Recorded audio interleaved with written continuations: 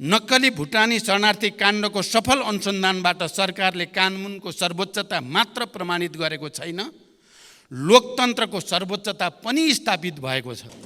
हिजोबाट प्रधानमन्त्री निवास नै निल्न खोज्ने ललिता निवास काण्डका अभियुक्तहरू पक्राउ पर्न थालेका छन्। चौतर्फी अविश्वास खडा गर्ने र लोकतान्त्रिक संस्था विरुद्ध मोहभङ्ग पैदा गर्ने प्रयासहरू भइरहेका देखिन्छन्। उच्च पदस्थहरू र देशको एउटा वर्ग कानुनभन्दा माथि छ भन्ने निराशावादी मान्यता गलत प्रमाणित हुँदै गएको छ। यो काण्डको सफल अनुसन्धानसँगै अब लोकतन्त्रको सर्भिसिङ र शुद्धिकरण पनि सुरु भएको छ। म सङ्कल्प गर्दछु कि कुनै पनि मूल्यमा विकृतिका विरुद्धको यो लडाईँ अगाडि बढाइनेछ। लोकतन्त्रसँग आफ्ना विकृति सच्याउने सामर्थ्य पनि रहन्छ। हिजो देशमा दुधकै नदी बहन्थ्यो झैँ भन्ने भाष्य खडा गरेर लोकतन्त्रबाट दिग्भ्रमित पार्ने अधिकार हामी कसैलाई पनि छैन। केही हुँदैन, अवस्था बदलिनेवाला छैन भन्ने हीन भावनाबाट माथि नउठेसम्म यो देशले आफैमाथिको विश्वास फर्काउन सक्दैन। तर हामीले यति ठुला उपलब्धिहरूलाई छाडेर मुर्गा राङ्गो कि भैँसी भन्ने विवादमा संसदको लामो समय लियौँ। सम्मान्य सभामुख महोदय, सङ्घीय संसदको संयुक्त सदनमा प्रस्तुत भएको नेपाल सरकारको आर्थिक वर्ष 80-81 को वार्षिक बजेट तथा कार्यक्रम सम्बन्धमा राष्ट्रपतिको कार्यालय, उपराष्ट्रपतिको कार्यालय, प्रधानमन्त्री तथा मन्त्री परिषदको कार्यालय र राष्ट्रिय योजना आयोगसँग सम्बन्धित विषयमा यस सम्मानित सदनमा मान्य सदस्यहरूले छलफलको क्रममा राख्नुभएका जिज्ञासा तथा सुझावका लागि सबभन्दा पहिला त म हार्दिक धन्यवाद दिन चाहन्छु र म मान्य सदस्यहरूले उठाउनु भएका प्रश्नहरूबारे स्पष्ट गर्ने प्रयास गर्दैछु। र यसो गर्दा मैले सबभन्दा पहिला त नेपाल सरकारको तर्फबाट भए गरेका कामको सामान्य समीक्षा सहित ती प्रश्नहरूको उत्तर दिने कोसिस गर्नेछु भने अर्कोतिर ठोस रूपमा मान्य सदस्यहरूले उठाउनु भएका कतिपय ठोस प्रश्नको चाहिँ मैले त्यही रूपमा उत्तर दिने मेरो प्रयास रहनेछ। सभामुख महोदय, मेरो नेतृत्वमा सरकार गठन भएको 6 महिना पुरा भएको छ। 6 महिनालाई सरकारको समीक्षाको अवधि मान्ने प्रचलन त नेपालमा छैन। तर यो सम्मानित सदनमा विश्वासको मत माग्दै गर्दा मैले प्रधानमन्त्रीको रूपमा हरेक पटक रिपोर्ट कार्डका साथ उपस्थित हुने वाचा गरेको थिएँ र त्यही वाचा अनुसार पनि म मान्य सदस्यहरूले उठाएका प्रश्नको जवाफका सन्दर्भमा केही समीक्षात्मक टिप्पणी राख्न चाहन्छु। विगत 6 महिनामा सरकारका उपलब्धिहरूको सूची म प्रस्तुत गर्न गइरहेको छैन। मन्त्रालयहरूले त्यो सूची तयार गरेका पनि छन् र यसबीचमा अत्यन्त लोकतान्त्रिक र उत्साहजनक ढङ्गले राष्ट्रपति र उपराष्ट्रपतिको निर्वाचन सम्पन्न भएको छ। अहिले म मन्त्रालयका विवरणहरूमा प्रवेश गर्न पनि चाहन्न, त्यो आवश्यक पनि छैन। त्यो विवरण सम्मानित सदन र सञ्चारकर्मीहरूका लागि उपलब्ध हुने नै छन्। म सरकारका उपलब्धि, सोच र गन्तव्यलाई मात्रै संक्षिप्तमा उल्लेख गर्न चाहन्छु। सम्मान्य सभामुख महोदय, यो सम्मानित सदनले मलाई सरकारको नेतृत्व दिँदै गर्दा देशमा गम्भीर आर्थिक सङ्कटको स्थिति र एउटा भाष्य बनेको थियो। आम रूपमा नेपालको नियति श्रीलङ्काको जस्तै हुने भयो। यो भाष्य बौद्धिक वर्गमा मात्र सीमित थिएन, आम नागरिकसम्म पनि पुगेको थियो। टेलिभिजन र मोबाइलका स्क्रिनहरूमा छाइरहेको श्रीलङ्काको तस्बिरले सिङ्गो देशलाई आशङ्कित र एक हदसम्म त्रसित पनि बनाएको थियो। जतिसुकै निराशावादी पनि श्रीलङ्काको दुःस्वप्नबाट जागिसकेको छ, किनकि यस बीचमा यस बीचमा अर्थतन्त्र केही जागेको छ अहिले, किनकि म यसलाई सरकारको उपलब्धिमा मात्र सीमित गर्न चाहन्न, यसलाई मैले राष्ट्रकै उपलब्धिको रूपमा उल्लेख गर्न चाहन्छु। अहिले सबैजसो आर्थिक सूचकहरू सकारात्मक दिशातिर अगाडि बढ्दैछन्। पछिल्लो 6 महिना यता कुल विदेशी विनिमय सञ्चिति 20.9% वृद्धि भएको छ। अब हामी 9.7 महिनाको वस्तु तथा सेवा आयात धान्न सक्ने सुरक्षित अवस्थामा रहेका छौँ।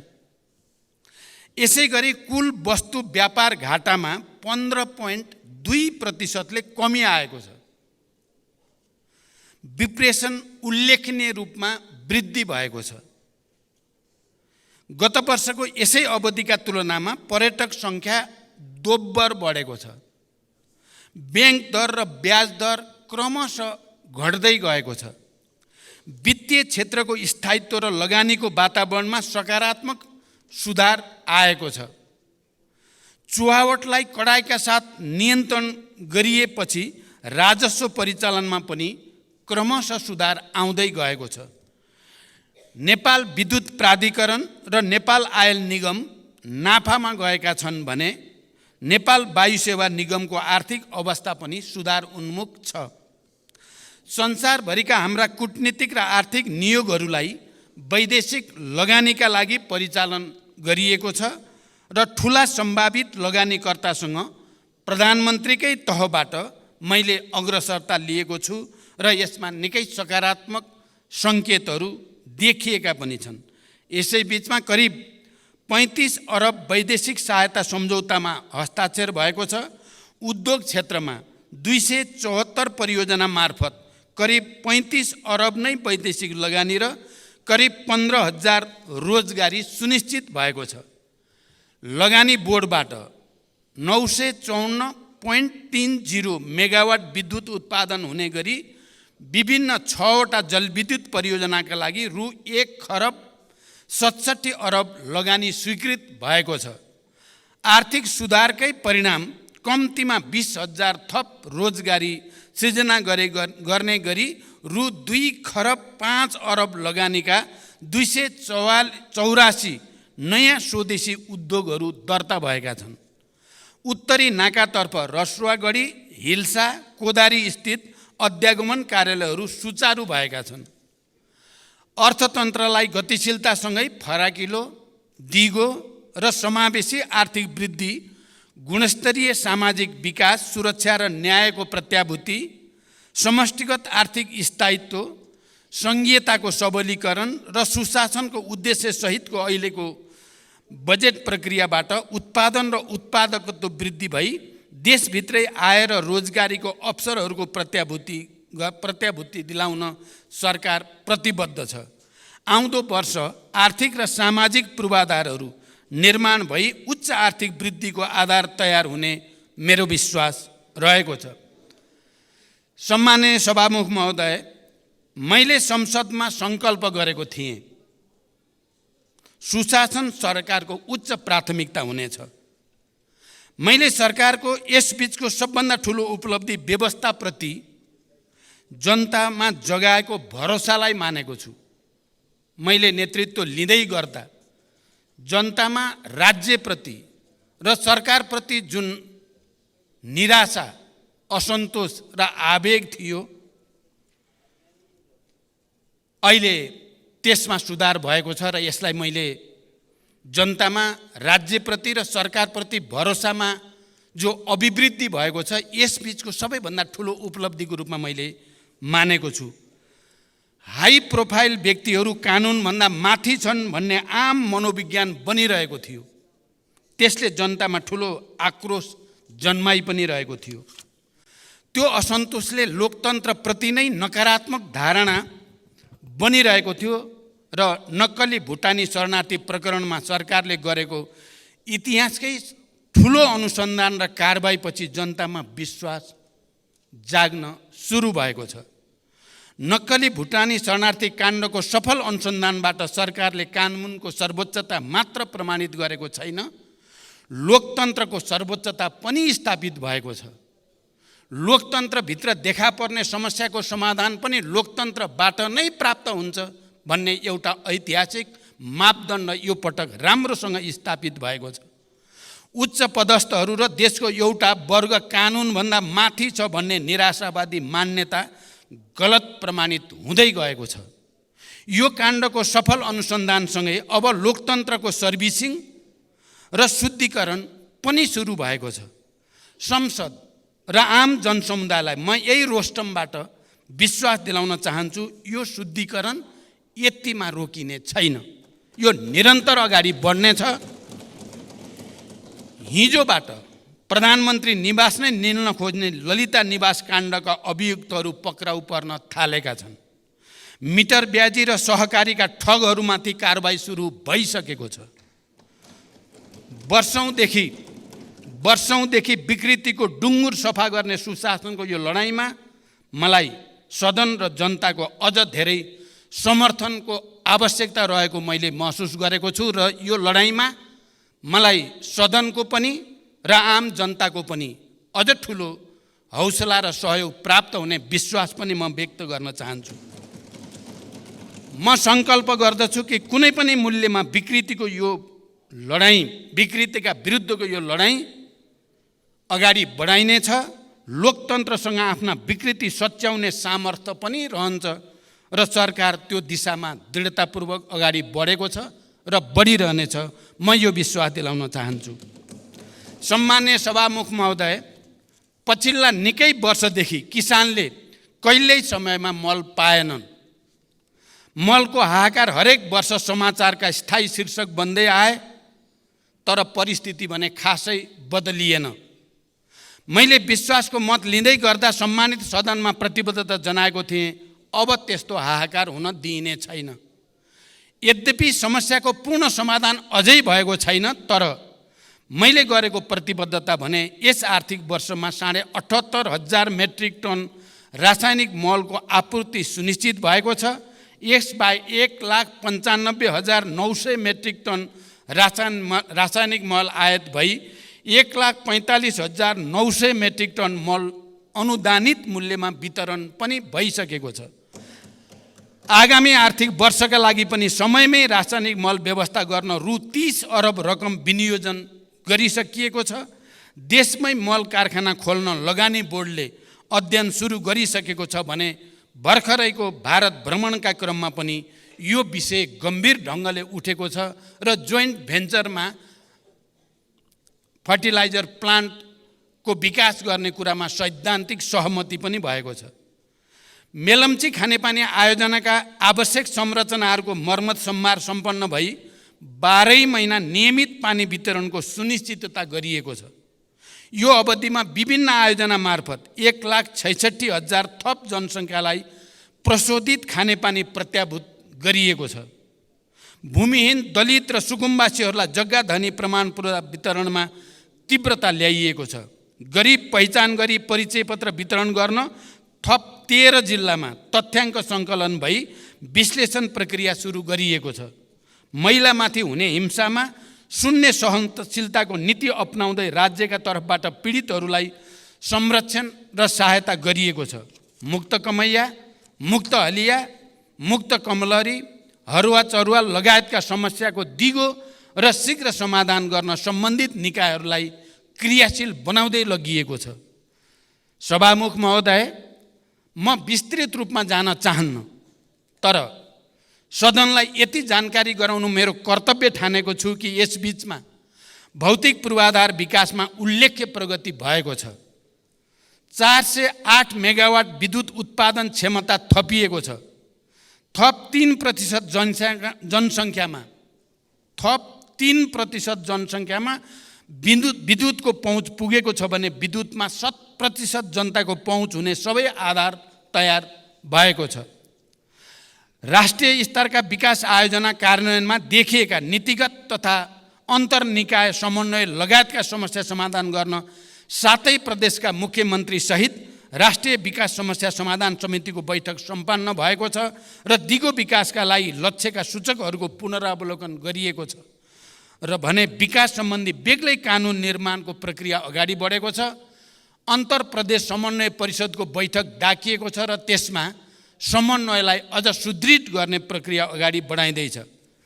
भर्खरको मेरो औपचारिक भारत भ्रमण सफल भएको छ।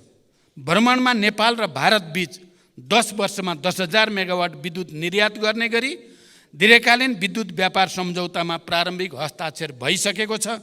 यो देशका लागि अत्यन्त ऐतिहासिक र दूरगामी महत्त्वको सम्झौता हो भन्ने कुरामा देशमा कुनै विमति हुन सक्दैन। त्यही क्रममा फुकोट कर्णाली 480 मेगावाट र तल्लो अरुण 669 मेगावाट निर्माण गर्ने विषयमा समझदारी पत्रमा हस्ताक्षर भएको छ भने बुटोल गोरखपुर प्रसारण लाइन 400 केबी को शिलान्यास भएको छ। नेपाल र बङ्गलादेशका बीचमा विद्युत निर्यात गर्न नेपाल, भारत र बङ्गलादेश बीच विद्युत बिक्री सम्झौता हुने प्रक्रियामा अगाडि बढेको छ। तेस्रो देशसँग विद्युत निर्यातको बाटो खोल्ने यो प्रक्रिया नेपालको आर्थिक विकासमा ठुलो कोसेढुङ्गा साबित हुनेमा म विश्वस्त छु। मलाई लाग्छ सिङ्गो राष्ट्र पनि यसमा विश्वस्त भइ नै सकेको छ। सम्माननीय सभामुख महोदय, हरेक वर्ष हामी समाचार पढ्थ्यौँ र बडो हैरान पनि हुने गर्थ्यौँ। शैक्षिक सत्रको आधा समय बितिसक्दा पनि विद्यार्थीले पाठ्य पुस्तक पाएनन्। तर यसपटक भने तिनै सञ्चार माध्यममा हामीले हुम्लादेखि ताप्लेजुङसम्मका दुर्गम जिल्लाका सामुदायिक विद्यालयमा शैक्षिक सत्र सुरु हुनु अगावै पाठ्य पुस्तक पुगेको समाचार पढ्न पायौँ। भर्नाकै दिन कलिला विद्यार्थीहरूले मुस्कुराउँदै किताब समातेका सुन्दर तस्बिर पनि हामीले अहिले समाचार पत्रहरूमा देख्न र पढ्न पायौँ। केही महिना अघिसम्म विद्यार्थीहरू नो अब्जेक्सन सर्टिफिकेट लिन भक्तपुरको सानो ठिमेमा मध्यरातदेखि कम्बल बोकेर लाइनमा बसेका समाचार आउने गर्दथे। विदेशमा पढ्न हिँडेका युवा विद्यार्थीमा त्यो यातनाले व्यवस्था र अवस्थाप्रति पक्कै पनि वितृष्णा जगाउने गर्दथ्यो। अहिले त्यो सर्टिफिकेट आफ्नै मोबाइलमा प्राप्त गर्न सकिने भएको छ र विद्यार्थीहरूमा एउटा नयाँ आशा, भरोसा र हौसला बढेको छ। राहदानी लिन त्यस्तै सकस थियो। बिचौलियालाई हजारौँ तिरेर र हप्तौँ लाइन बसेर ठुलो प्रतीक्षापछि मात्र राहदानी हात पर्ने गर्दथ्यो। अहिले राहदानी विभाग अगाडि भिड छैन। आवेदन दिन अब कुनै बिचौलिया चाहिँदैन। आफ्नै मोबाइलबाट 24 घण्टा आवेदन दिन सकिन्छ। पछिल्ला 7 महिनामा मात्रै 18,431 विद्युतीय राहदानी वितरण भएको छ। त्यसै गरी राष्ट्रिय परिचय पत्रमा पनि ठुलो सुधार आएको छ। पुस 11 सम्म दैनिक 7,000 को सङ्ख्यामा छपाई हुने परिचय पत्र अहिले 2 शिफ्टमा 15,000 को सङ्ख्यामा छापिरहेको छ। 53 जिल्लामा 554 स्थानीय तहमा अभियान सञ्चालन गरी करिब 1,30,00,000 नागरिकको विवरण सङ्कलन गरिसकिएको छ। बढी भिडभाड हुने जिल्ला प्रशासन कार्यालयमा टाइम कार्ड एवं टोकन प्रणाली लागू गरिएको छ। अध्यागमन कार्यालयहरूमा अध्यागमन सूचना प्रणाली नेपाल पोर्ट लागू भएको छ भने हस्तलिखित भिसाको सट्टा QR कोड सहितको सिस्टम जेनेरेटेड भिसा लागू गरिएको छ र विद्युतीय सवारी चालक अनुमति पत्र प्रणाली थप 5 वटा यातायात व्यवस्था कार्यालयहरूमा लागू भएको छ। विभिन्न सरकारी कार्यालयहरूबाट निश्चित सार्वजनिक बिदाका दिनमा समेत सेवा प्रवाहको व्यवस्था गरिएको छ।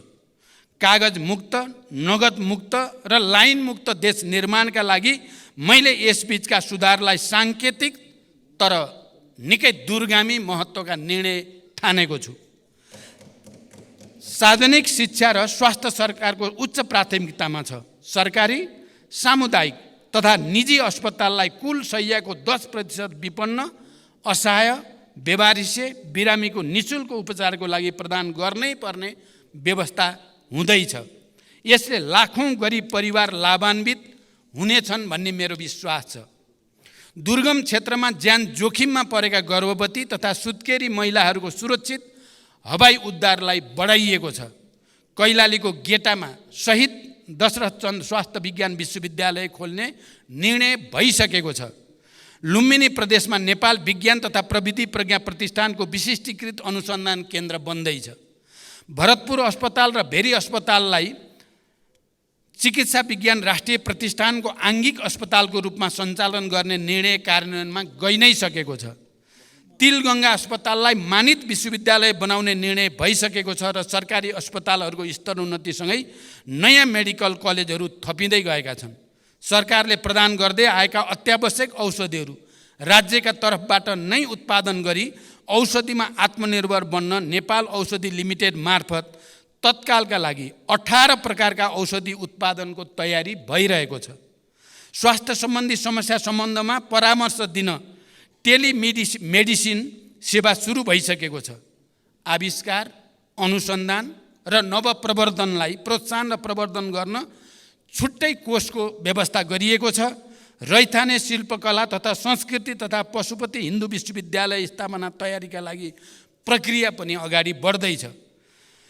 मित्र राष्ट्र टर्कीमा गएको विनाशकारी भूकम्पमा सहयोग स्वरूप स्वास्थ्य उपकरण, न्यानो कपडा, बेबी फुड लगायतका 22 टन राहत सामग्री पठाइएको छ। नेपालसँग कूटनीतिक सम्बन्ध स्थापना गरिएका देशको सङ्ख्या 181 पुगेको छ। प्रतिनिधि सभामा 7 र राष्ट्रिय सभामा 2 गरी 9 वटा विधेयक दर्ता गरिएका छन्। त्यसै गरी 8 वटा कानुन संशोधन र एकीकरण गर्न बनेको विधेयक तर्जुमा गर्न सहमति प्रदान गरिएको छ भने 11 वटा विधेयकलाई सैद्धान्तिक सहमति प्रदान गरिएको छ। विभिन्न विषयका 17 वटा नियमावली, 3 वटा गठनादेश र 5 वटा निर्देशिकाको तर्जुमा सहमति प्रदान गरिएको छ। सभामुख महोदय, संसदको पहिलो सम्बोधनमा मैले सङ्कल्प गरेको थिएँ, वैदेशिक रोजगारीमा गएका दिदीबहिनी दाजुभाइहरूलाई माथि राज्यको उपेक्षा अब अन्त गरिनेछ। वैदेशिक रोजगारीलाई सुरक्षित, सम्मानित बनाउन यसबीचमा केही महत्त्वपूर्ण र दूरगामी कामहरू भएका छन्। वैदेशिक रोजगारीमा गएका करिब 2 लाख नागरिक केही महिनाकै बिचमा सामाजिक सुरक्षा कोषमा जोडिनु आफैमा एउटा ऐतिहासिक उपलब्धि हो। यसरी आबद्ध व्यक्तिको कदाचित भवितव्यबाट निधन भएमा परिवारलाई पेन्सन र सन्तानलाई शैक्षिक वृत्तिको व्यवस्था गरिएको छ। वैदेशिक रोजगारीलाई अब धेरै हदसम्म झन्झट र बिचौलिया मुक्त बनाइँदै लगिएको छ। श्रम स्वीकृति र पुनः श्रम स्वीकृतिका क्रममा श्रमिकहरूले झेल्दै आएको शास्ति अन्त्य गरिएको छ। पुरै अवधिका लागि श्रम स्वीकृति प्रदान गर्ने र पुनः श्रम स्वीकृतिका लागि नेपाल आउनुपर्ने बाध्यताको अन्त्य गरी विदेशबाट नै अनलाइन प्रणालीबाट स्वीकृति प्राप्त हुने व्यवस्था मिलाइएको छ। यो आफैमा विदेशमा रहेका दिदीबहिनी दाजुभाइहरूका लागि एउटा ठुलो राहत बन्न गएको छ। यसै गरी 753 वटै स्थानीय तहका रोजगार सेवा केन्द्र मार्फत श्रम स्वीकृति सम्बन्धी सेवा प्रदान गरिएको छ। श्रमिकका गुनासो, ठगी र अन्य समस्याहरूलाई तत्परताका साथ सम्बोधन गर्न विदेश स्थित नियोगमा श्रम सम्बन्धी बेग्लै सम्पर्क व्यक्ति तोकिएको छ। श्रम तथा रोजगार मन्त्रालयमा 24 घण्टा गुनासो सुन्ने गरी श्रम कल सेन्टर सञ्चालनमा ल्याइएको छ र त्योसँगै ऱ्यापिड रेस्पोन्स टास्क फोर्स गठन गरिएको छ। यो अवधिमा वैदेशिक रोजगारीको क्रममा मृत्यु भएका 1094 जना मृतकका कामदार परिवारलाई करिब 58 करोड राहत उपलब्ध गराइएको छ। अङ्गभङ्ग भएका 312 कामदारलाई 9 करोड सहयोग प्रदान गरिएको छ। यसबीचमा विदेशी भूमिमा समस्यामा परेका 156 जना नागरिकको उद्धार गरिएको छ। रोजगारीका क्रममा अशक्त भएका कामदारका सन्ततिलाई छात्रवृत्ति स्वरूप 2,33,74,000 रुपियाँ सहयोग उपलब्ध गराइएको छ। सम्माननीय सभामुख महोदय, राष्ट्रिय गौरव लगायत सबै विकास आयोजनालाई छिटो सम्पन्न गर्न निर्देशन र अनुगमन गरिनुका साथै प्रक्रियागत झन्झट हटाउन गम्भीर पहल सुरु गरिएको छ। नतिजाका आधारमा पुरस्कृत र दण्डित दिने नीति लिई आयोजना प्रमुखहरूलाई जिम्मेवार बनाइएको छ। जनयुद्ध तथा विभिन्न जनआन्दोलनका घाइते तथा अपाङ्गहरूको निःशुल्क उपचार, सम्मान तथा जीविकोपार्जनसँग जोडिएका समस्या हल गर्न नीतिगत तयारी अगाडि बढाइएको छ। नेपाल नागरिकता पहिलो संशोधन विधेयक 2079 सम्माननीय राष्ट्रपतिबाट प्रमाणीकरण भई कार्यान्वयनमा आएको छ। यो सँगै अब नेपाली नागरिक आमाबाट नेपालमा जन्म भई नेपालमा नै बसोबास गरेको र बाबुको पहिचान हुन नसकेको व्यक्तिले वंशजको आधारमा नेपालको नागरिकता प्राप्त गर्ने संवैधानिक अधिकार सुनिश्चित भएको छ। गैर आवासीय नेपालीहरूलाई आर्थिक, सामाजिक तथा सांस्कृतिक अधिकार सहितको गैर आवासीय नेपाली नागरिकता प्राप्त गर्ने बाटो पनि खुला भएको छ। नेपाल राजपत्रमा प्रकाशित हुन बाँकी रहेका 8471 सहितको नामावली नेपाल राजपत्रमा प्रकाशित गरिएको छ। रसुवागढी, हिल्सा, कोदारी स्थित अध्यागमन कार्यालयहरू सुचारू भएका छन्। 22 वटा नयाँ बोर्डर आउटपोस्टहरू स्थापना गरिएका छन्। पोखरा क्षेत्रीय अन्तर्राष्ट्रिय विमानस्थल सञ्चालनमा आएको छ। गौतम बुद्ध अन्तर्राष्ट्रिय विमानस्थलबाट अन्तर्राष्ट्रिय उडानको नियमित गर्ने सम्बन्धमा कार्ययोजना तयार भएको छ। खेलकुद क्षेत्रको विकासका लागि सघन प्रयासका साथै नेपाली क्रिकेट टिमका प्रशिक्षक तथा खेलाडीहरूलाई नगद प्रोत्साहन उपलब्ध गराइएको छ। सभामुख महोदय, आज यो अवसरको उपयोग गरेर म अपिल गर्न चाहन्छु, केही हुँदैन, अवस्था बदलिनेवाला छैन भन्ने हीन भावनाबाट माथि नउठेसम्म यो देशले आफैमाथिको विश्वास फर्काउन सक्दैन। आज म यो अवसरको सदुपयोग गर्दै म विशेष रूपले अपिल गर्न चाहन्छु, केही हुँदैन, अवस्था बदलिनेवाला छैन भन्ने हीन भावनाबाट माथि नउठेसम्म यो देशले आफैमाथिको विश्वास फर्काउन सक्दैन। म दोस्रो पटक प्रधानमन्त्री हुँदा देशमा 18 घण्टासम्म लामो लोड सेडिङ थियो भन्ने कुरा हामी कसैले बिर्सेका छैनौँ। केही महिनामै हामीले लोड सेडिङ मुक्त उज्यालो नेपाल बनायौँ र आज केही वर्षमै भारत र बङ्गलादेशलाई समेत बिजुली बेच्ने ठाउँमा हामी आइपुगेका छौँ। दृढ इच्छा शक्तिका साथ पहल गर्यो भने धेरै चिज हुन सक्छ भन्ने कुराको यो ठोस सबुत हो। पेट्रोलियम पदार्थको आयात न्यून बनाएर 10,000 मेगावाट बिजुली निर्यात गर्ने उत्साहजनक बिन्दुमा हामी आज आइपुगेका छौँ र यति उज्यालो भविष्यको यति नजिक, देशको यति उज्यालो भविष्यको यति धेरै नजिक हामी यसअघि कहिले पनि थिएनौँ। तर सामाजिक सञ्जालका चित्रहरूले राष्ट्रका प्राथमिकताहरूलाई विषयान्तर गरिरहेको भान हुन्छ।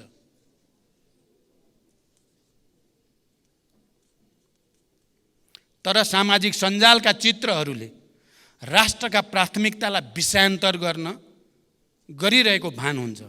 हामीले गम्भीर भएर सोच्ने बेला आएको छ। कतै हामी बीच विषय विज्ञताभन्दा, ज्ञान र विवेकभन्दा निन्दाबाजी र आवेगता हाबी हुँदै गएको छैन। जनताका वास्तविक मुद्दाहरू हराउँदै गएर सतही, सस्ता, बाजारू विषयले महत्त्व पाएर जनतामा निराशा र असन्तुष्टि फैल्याउने काम त हामीले गरिरहेका छैनौँ। कतै हाम्रै व्यवहारले राजनीतिको चरित्र र चेहरा त कमजोर बनिरहेको छैन।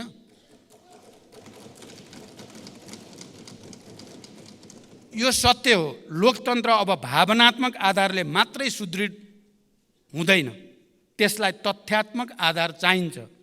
मतदाताको रूपमा देशमा एउटा नयाँ पुस्ता तयार भइसकेको छ, जसले त्यस्तो पुस्ता जसले युद्धको विभीषिका देख्नु परेन। विद्यालयमा पुग्न 3-4 घण्टा पैदल हिँड्नु परेन। त्यो पुस्ताले यो देशमा कुनै दिन इन्टरनेट, टेलिफोन काटेर एयरपोर्ट र सडकसम्म बन्द गरेर देशमा चलाइएको शाही शासन देखेन।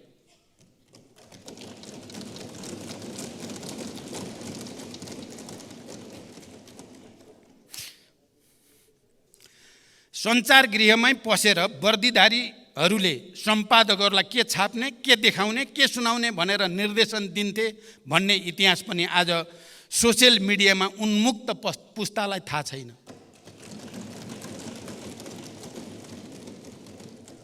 आज त्यो पुस्तालाई हिजो देशमा दुधकै नदी बहन्थ्यो झैँ भन्ने भाष्य खडा गरेर लोकतन्त्रबाट दिग्भ्रमित पार्ने अधिकार हामी कसैलाई पनि छैन।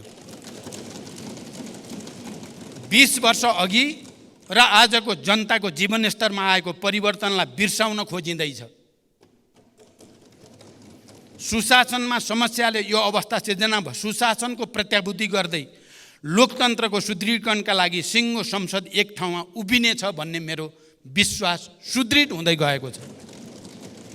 हाम्रो सार्वजनिक बहसको स्तर खस्किँदैछ। चौतर्फी अविश्वास खडा गर्ने र लोकतान्त्रिक संस्था विरुद्ध मोहभङ्ग पैदा गर्ने प्रयासहरू भइरहेका देखिन्छन्। संसदसँगै पनि कहिलेकाहीँ मेरो गुनासो रहने गरेको छ। भर्खरको मेरो भारत भ्रमणमा वर्षौँदेखि रोकिएको नेपाल भारत पारवान सन्धि संशोधनसहित नवीकरण गरियो। भारत र तेस्रो विश्वसम्म विद्युत निर्यातका लागि ऐतिहासिक ब्रेक थ्रु भयो। तर हामीले यति ठुला उपलब्धिहरूलाई छाडेर मुर्गा राँगो कि भैँसी भन्ने विवादमा संसदको लामो समय लियौँ। यस्ता घटनाबाट जनतामा पर्ने प्रभावबारे यो सम्मानित सदन गम्भीर हुनेछ भन्ने म विश्वास व्यक्त गर्न चाहन्छु। सम्माननीय सभामुख महोदय, सामाजिक न्याय, सुशासन र समृद्धिलाई सरकारले सर्वोपरि लक्ष्यको रूपमा लिएको छ। संस्थागत तथा प्रक्रियागत सुधारका कार्य सरकारको उच्च प्राथमिकतामा छन्। समावेशी सङ्घीय लोकतान्त्रिक शासन व्यवस्थाको सुदृढीकरण, अर्थतन्त्रको पुनरुत्थान र सबलीकरण, सार्वजनिक सेवा प्रवाहमा सुधार र सरलीकरण, नागरिक मैत्री प्रशासनको स्थापना, भ्रष्टाचार नियन्त्रण र राज्यको सबै तहमा सुशासनको प्रवर्धनमा सरकार निरन्तर सक्रिय रहेको छ र निरन्तर सक्रिय रहनेछ। विकास निर्माणमा तीव्रता, शान्ति प्रक्रियाको तार्किक निरूपण, सामाजिक न्यायको प्रत्याभूति, स्वतन्त्र र सन्तुलित परराष्ट्र नीतिको अवलम्बनबाट राष्ट्रिय हितको अधिकतम रक्षाको लागि सरकारको प्रतिबद्धता म फेरि यो सम्मानित सदन समक्ष दोहोऱ्याउन चाहन्छु। सरकारलाई निरन्तर साथ र सहयोगका लागि आम जनसमुदाय, प्रशासन यन्त्र, संसद, गठबन्धनका सहयात्री, सञ्चार जगत, मित्र राष्ट्रहरू, सबै राजनीतिक दलहरूप्रति म आभार प्रकट गर्दै भविष्यमा पनि यसको निरन्तरताको अपेक्षा गर्दछु। आउँदा दिनमा यो सम्मानित सदनमा राष्ट्रको आर्थिक र सामाजिक जीवनका अझ धेरै उत्साहजनक र सुखद सूचकाङ्कहरू पेश गर्ने प्रतिबद्धता पनि म जनाउन चाहन्छु। सम्माननीय सभामुख महोदय, मैले थोरै समीक्षात्मक यति टिप्पणी राखिसकेपछि म अब सिधै बजेटबारे उठेका केही ठोस प्रश्नको ठोस उत्तरतिर जान चाहन्छु। पहिलो र अलि सैद्धान्तिक र राजनीतिक महत्त्वको विषयमा यो सम्मानित सदनको ध्यान आकर्षण गर्न चाहन्छु। मैले पहिले पनि साङ्केतिक रूपमा भनेको छु, हाम्रो नीति कार्यक्रम, सरकारको नीति कार्यक्रम घोषणा गर्ने प्रक्रिया परम्परा र त्यसलाई पारित गर्ने हाम्रो प्रणाली र लगत्तै बजेट वक्तव्य पाठ गर्ने र त्यसलाई पारित गर्ने प्रक्रिया र प्रणाली हाम्रो परम्परागत छ। यसले मान्य सदस्यहरूको लोकतान्त्रिक अधिकार र नीति कार्यक्रम, सरकारको नीति कार्यक्रम बनाउने कुरा र बजेट निर्माणको कुरामा जुन सक्रियता र योगदान संस्थागत हुनुपर्ने हो, त्यस्तो हुने गरेको छैन। मैले पहिला पनि भनेको छु, यो प्रक्रियालाई हामीले यसै पटक बदल्ने सोच त बनायौँ। यसै पटक नीति कार्यक्रम र बजेटको बीचको अवधि बढाउने, नीति कार्यक्रमको विषयमा सदनमा छलफल गरेपछि सांसदहरूले प्रस्तुत गरेका विषय समेतलाई समावेश गरेर त्यसलाई परिमार्जित गरेर टुङ्ग्याउने, त्यसै गरिकन नीति कार्यक्रमले अङ्गीकार गरेको विषयलाई आधार बनाएर बजेट निर्माण गर्ने र त्यो बजेटमाथि पनि सबै मान्य सदस्यहरू निर्वाचितदेखि समानुपातिक राष्ट्रिय सभाका सबैको पनि योगदानबाट त्यसलाई पनि संशोधन र परिमार्जन गर्ने र त्यसलाई एउटा नयाँ निष्कर्षमा पुर्याउने जमर्को हामीले नगरेको होइन। तर यो पटक हामीलाई समयको साह्रै ठुलो दबाब रह्यो, हामीले त्यसो गर्न सकेनौँ। म त्यसकारण नीति कार्यक्रम र बजेटका सन्दर्भमा यो सम्मानित सदन समक्ष र सबै राजनीतिक दल र नेताहरूलाई, राष्ट्रिय सभाका मान्य सदस्यहरूलाई पनि र सम्पूर्ण बुद्धिजीवी नागरिक समाज र आम जनतासँग पनि म एउटा अपिल गर्न चाहन्छु। बजेट निर्माण प्रणालीमा सुधारका सम्बन्धमा सम्मानित यस सदनमा मान्य सदस्यहरूबाट जिम्मेवारीपूर्वक सुझावहरू प्रस्तुत त भएका छन्। बजेट निर्माण प्रणालीमा सुधार ल्याउनकै लागि आर्थिक वर्ष 2080-81 को बजेट वक्तव्यको बुँदा नम्बर 29 मा आगामी वर्षदेखि मन्त्रालयगत बजेट सीमा निर्धारण भए पश्चात फागुन मसान्तभित्र विनियोजन विधेयकका सिद्धान्त र प्राथमिकता सङ्घीय संसदमा पेश गर्ने व्यवस्था मिलाइनेछ। यसबाट विनियोजन विधेयकका सिद्धान्त र प्राथमिकता उप पर्याप्त छलफल गरी मान्य सदस्यहरूबाट प्राप्त मार्गदर्शन र सुझावका आधारमा यथार्थपरक बजेट तर्जुमा गर्न सघाउ पुग्ने विश्वास लिएको छ भन्ने विषय प्रस्तुत गरेको छु। बजेट निर्माणमा सांसदको कुनै पनि भूमिका नभएको आजसम्मको बजेट निर्माण गर्ने प्रणालीलाई परिवर्तन गर्दै आगामी वर्षदेखि बजेट निर्माण गर्ने कार्यमा प्रतिनिधि सभाका प्रत्यक्ष निर्वाचित सांसदको संयोजकत्वमा सम्बन्धित क्षेत्रका अन्य सांसदहरू समानुपातिक समेत राष्ट्रिय सभाका पनि सांसदहरू समेतको सल्लाह अनुसार बजेट निर्माण गर्ने परिपाटी सुरु गर्ने सम्बन्धमा सम्मानित सदनमा प्रतिबद्धता व्यक्त गर्दछु र यसमा सबैको सहयोगको निम्ति म हार्दिक अपिल र अनुरोध पनि गर्न चाहन्छु।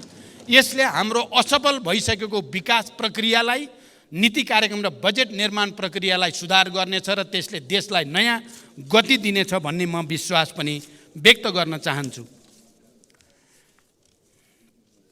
संविधानमा व्यवस्था भएका मौलिक हकको संरक्षण र कार्यान्वयन गर्नु राज्यको प्रमुख दायित्व हो। नागरिकले प्रत्यक्ष महसुस गर्ने गरी संविधानमा उल्लेखित मौलिक हकको कार्यान्वयन गर्न सरकार सदैव अग्रसर छ। यसका लागि आवश्यक कानुनहरूको तर्जुमा गरिनुको साथै सरकारको आवधिक योजना तथा वार्षिक कार्यक्रम मार्फत कार्यान्वयनमा जोड दिएको बेहोरा यस सम्मानित सदनमा जानकारी गराउन चाहन्छु।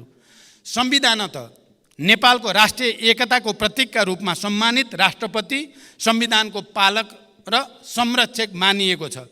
सम्मानित राष्ट्रपति संस्थाले नेपालको संविधान, सङ्घीय कानुन एवं नेपाल सरकार मन्त्री परिषदको सिफारिस समेतका आधारमा नेपाली जनताको सर्वोत्तम हित र कल्याणका लागि संविधान र सङ्घीय कानुन बमोजिम कार्य सम्पादन गर्दछ।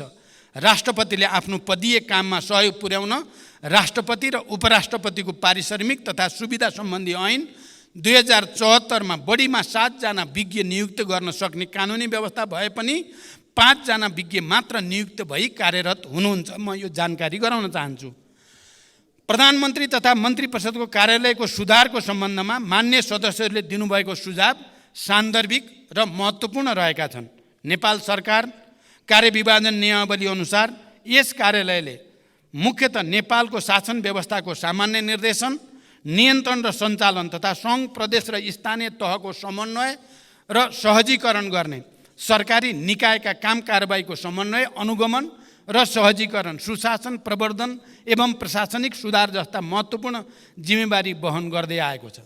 नेपालको संविधान बमोजिम प्रधानमन्त्री र मन्त्री सामूहिक रूपमा सङ्घीय संसदप्रति उत्तरदायी हुने र आफ्नो मन्त्रालयको कामका लागि व्यक्तिगत रूपमा प्रधानमन्त्री र संसदप्रति उत्तरदायी रहने व्यवस्था रहेको छ। प्रत्येक विभागीय मन्त्री र आफ्नो मन्त्रालयको कार्यप्रति प्रधानमन्त्रीप्रति समेत उत्तरदायी रहेर कार्य सम्पादन गरिरहेको जानकारी पनि म गराउन चाहन्छु। मन्त्रालयका काम कारबाही प्रधानमन्त्रीसँगको समन्वयमा नै सम्पादन भइरहेका छन्। सबै मन्त्रालय तथा निकायहरूलाई उपलब्ध स्रोत साधनको सीमाभित्र रही सन्तुलित विभाजनको प्रबन्ध गरिएको छ। प्रधानमन्त्री तथा मन्त्री परिषदको कार्यालयको भूमिका र कार्यक्षेत्रलाई थप प्रभावकारी बनाउन रणनीतिक योजना तयार गरी सङ्गठन तथा व्यवस्थापन सर्वेक्षणको कार्य अन्तिम चरणमा पुगेको जानकारी गराउन चाहन्छु। रणनीतिक योजना र सङ्गठन तथा व्यवस्थापन सर्वेक्षण प्रतिवेदनका आधारमा प्रधानमन्त्री तथा मन्त्री परिषदको कार्यालयको पुनर्संरचना गरिनेछ।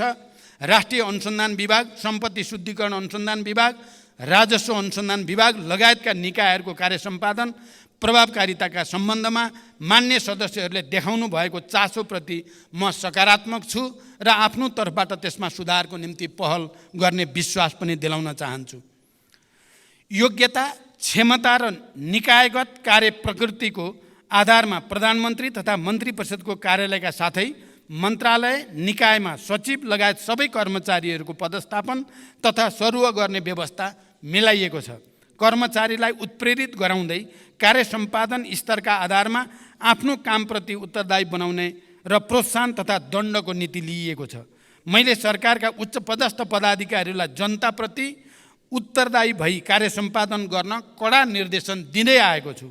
कुनै अमुक निकायमा पदस्थापन तथा सरुवा भई जान जोडबल गर्ने र कुनै निकायका पदहरू लामै समयसम्म रिक्त रहने परिपाटीको छिटै अन्त्य गरिँदैछ। प्रधानमन्त्री तथा मन्त्री परिषदको कार्यालयमा रहेको एक्सन रुमको प्रयोग गरी राष्ट्रिय गौरवका तथा ठुला आयोजनाको नियमित अनुगमन गर्ने र प्रदेशसँग समन्वय गर्न सुरुवात गरिएको छ। आज बिहान मात्रै पनि मैले यसै प्रविधिको प्रयोग गरी एक्सन रुमको प्रयोग गरी आज बिहान मात्रै मैले सुनसरी मरिन डाइभर्सन र बबई डाइभर्सन आयोजनाको हेडवर्क्सको अनुगमन गरेँ र त्यो प्रभावकारी हुने विश्वास पनि महसुस गरिएको छ। सङ्घीय मन्त्री परिषद अझै सानो बनाउनुपर्छ भन्ने मान्यज्यूहरूको सुझावमा म आफू सहमत छु। यस विषयमा संसदमा रहेका सबै राजनीतिक दलबीच छलफल गरेर साझा सहमति निर्माण गर्न आवश्यक छ। राष्ट्रिय योजना आयोगलाई सरकारको विशिष्टीकृत संस्थाको रूपमा विकास गर्दै यसको भूमिका थप प्रभावकारी बनाउन पुनर्संरचना गर्ने तयारी रहेको पनि म जानकारी गराउन चाहन्छु। सार्वजनिक सेवा वितरण प्रणालीमा देखिने जनताका गुनासोलाई सम्बोधन गरी सार्वजनिक सेवालाई थप जिम्मेवार बनाउन तथा आम नागरिकका समस्यालाई समयमै सम्बोधन गर्न प्रधानमन्त्री तथा मन्त्री परिषदको कार्यालयमा 2068 कार्तिक 17 गतेदेखि हेलो सरकार सञ्चालनमा आएको हो। नागरिकका गुनासा सिधै प्रधानमन्त्रीसम्म पुग्ने र तत्काल सम्बोधन हुने गरी एक संयन्त्र हुनुपर्छ भन्ने अवधारणामा यो आधारित रहेको छ। पछिल्लो समयमा सामाजिक सञ्जाल र नागरिक एपको माध्यमबाट प्राप्त हुने गुनासो पनि सम्बोधन भइरहेको यहाँहरूलाई अवगत गराउन चाहन्छु। विद्युतीय पोर्टल मार्फत नेपाल सरकारका सबै मन्त्रालय, केन्द्रीय निकाय तथा तिनै तहका सार्वजनिक निकायहरूको काम कारबाहीका बारेमा प्राप्त हुने जनगुनासोको व्यवस्थापन गर्न प्रभावकारी देखिएको यो प्रणाली सुसञ्चालनका लागि स्रोत साधनको अभाव हुन दिइने छैन। सम्पत्ति शुद्धिकरण र आतंकवादी क्रियाकलापमा वित्त परिचालन विश्वव्यापी समस्याको रूपमा रहेको छ। विश्वव्यापी सम्पत्ति शुद्धिकरण र आतंकवादका बीच वित्त परिचालनबारे निगरानी गर्ने संस्था फाइनेन्सियल एक्सन टास्क फोर्सले तय गरेका 40वटा परिसूचकका आधारमा रहेर एसिया पेसिफिक ग्रुपसँगको सहकार्यमा नेपालको पारस्परिक मूल्याङ्कनको कार्य भइरहेको छ। यस संस्थाको निकट भविष्यमा नै हुने बैठकमा सम्पत्ति शुद्धिकरण, निवारण र आतंकवादी क्रियाकलापमा वित्त परिचालनका सम्बन्धमा नेपालले गरेका कार्यहरूको प्रगतिबारे प्रस्तुत गरी अन्तर्राष्ट्रिय समुदायलाई आश्वस्त गराइँदैछ। नेपाल भारत बीचको सीमा समस्या सम्बन्धमा मेरो हालै सम्पन्न भारत भ्रमणका क्रममा गम्भीर छलफल भएको छ र भारतीय प्रधानमन्त्री श्री नरेन्द्र मोदीजीबाट प्रतिबद्धता व्यक्त गर्नुभएको विषय मैले यस सम्मानित सदन समक्ष जानकारी पहिले नै गराइ नै सकेको छु। स्वच्छ र निष्पक्ष रूपमा निर्वाचन गराउनु निर्वाचन आयोग र सरकारको कर्तव्य हो। निर्वाचन आयोगले प्रत्येक निर्वाचनमा राजनीतिक दलले गर्न पाउने खर्चको सीमा तोकेको छ, साथै निर्वाचन आचार संहिताको समेत व्यवस्था गरेको छ। निर्वाचन कानुन तथा आचार संहिता विपरीत भएका कार्यमा कानुन बमोजिम कारबाही पनि गरिएको छ।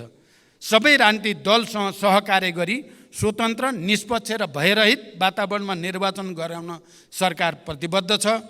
खोप विश्वविद्यालयको सन्दर्भमा मान्यज्यूले उठाउनु भएको विषयलाई कानुन बमोजिम सहजीकरण गर्न सम्बन्धित निकायलाई निर्देशन दिइएको जानकारी गराउन चाहन्छु। सम्माननीय सभामुख महोदय, आर्थिक वर्ष 2080-81 को बजेट तथा कार्यक्रममाथि छलफलको क्रममा मान्य सदस्यहरूले उठाउनुभएका विषय, राख्नुभएका जिज्ञासा र दिनुभएका रचनात्मक सुझावका लागि फेरि एकचोटि हार्दिक धन्यवाद भन्न चाहन्छु। यस सम्मानित सदनमा उठेका विषय र प्राप्त सुझावहरूलाई सरकारको कार्य सम्पादन र नीति निर्माणमा यथोचित सम्बोधन गरिने प्रतिबद्धता पनि व्यक्त गर्न चाहन्छु। आगामी दिनमा पनि मान्य सदस्यहरूबाट रचनात्मक सुझाव, मार्गदर्शन प्राप्त हुने विश्वास व्यक्त गर्दै मैले आफ्नो प्रस्तुति टुङ्ग्याउँछु। धन्यवाद। अभिवादन।